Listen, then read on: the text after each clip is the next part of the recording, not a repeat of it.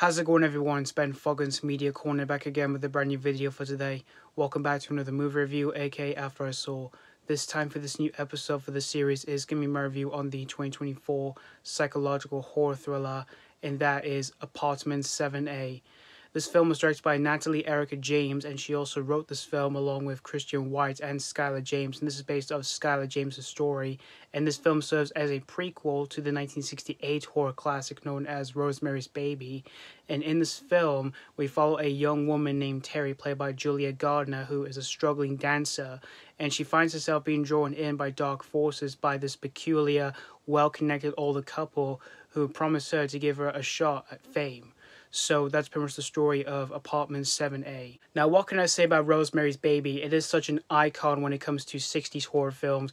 It is definitely one of my all-time favorite horror movies, and also being one of my favorites of the 60s era, and also being my #1 favorite film from director Roman Polanski. I just love everything about that film, from the settings, the performances, and the slow build, which I just generally love everything about that movie.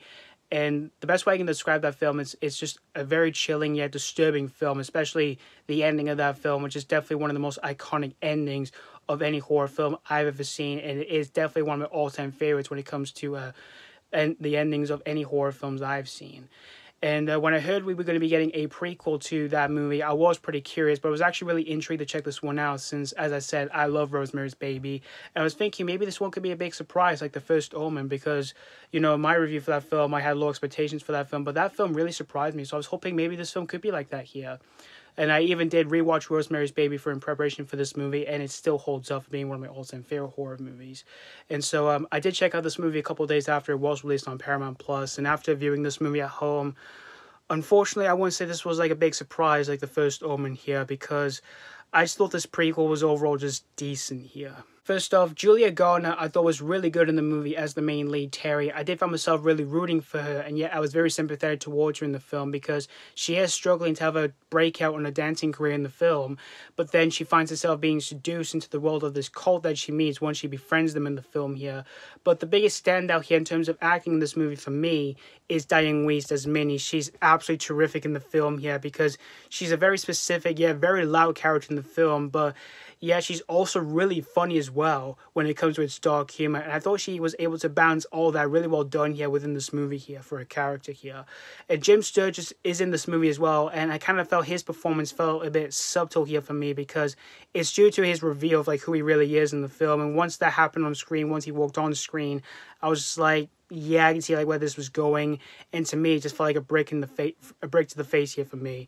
But when it comes to the direction by Natalie Erika James, who made this film, I thought it was pretty well done here, and yeah, pretty effective when it comes to the dancing scenes, and the dreamlike scenes as well, which I thought those were pretty effective from its visuals here, and it did stand out well here within this movie as well. And even the whole look at the film as well looks pretty well done here for a movie that's being made which was made during 1968, just like in the original film. And we even get to see like the way Brantford looks, the way New York City looks, the parties and the people's clothing, which I thought all that was well done here. But when it comes to its story for the film, it just felt like a loose remake to Rosemary's Baby, because it's just basically like the same story in that film, where it's basically about a cult who are trying to have a young girl being the carrier of Satan's baby. And it did add in the same trickeries and indoctrination techniques. But I did like they added something new here, which is basically a dancing career aspect, which I did like that aspect in the film here.